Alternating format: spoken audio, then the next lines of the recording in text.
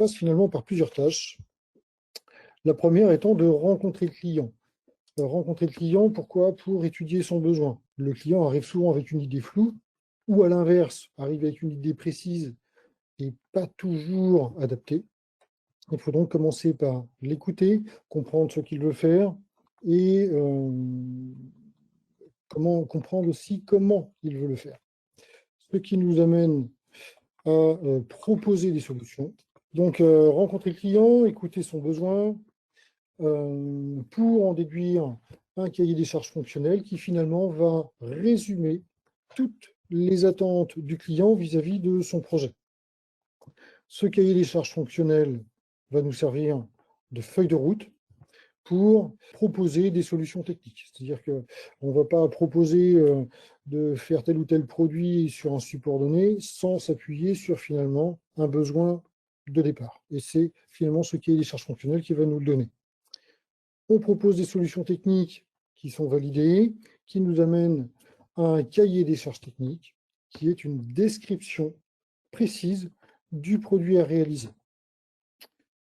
Une fois qu'on a bien défini le produit à réaliser, on le chiffre au travers d'un devis.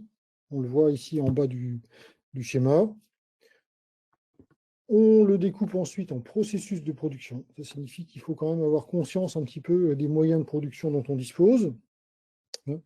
Donc, on va prendre notre produit complet et dire, on va commencer par telle opération, puis l'opération suivante, puis l'opération, etc. On va découper tout cela en opérations successives, de façon à aboutir au produit fini. Ce qui nous amène à la rédaction d'un dossier de fabrication, qui est finalement un document qui va résumer toutes les instructions que l'on va donner aux opérateurs, qui eux sont des spécialistes techniques, pur et dur, ceux qui sont derrière les machines et qui réalisent une partie du processus. Tout cela doit également être planifié, donc on va organiser le planning jusqu'à finalement suivre le produit. Alors ça, ce sont des étapes qu'on ne voit pas trop sur le petit schéma, mais quelque part, on se doit également de suivre chacune des étapes, valider le fait que chaque process ou chaque morceau du process se déroule convenablement pour en assurer la qualité finale et arriver jusqu'à la livraison au client.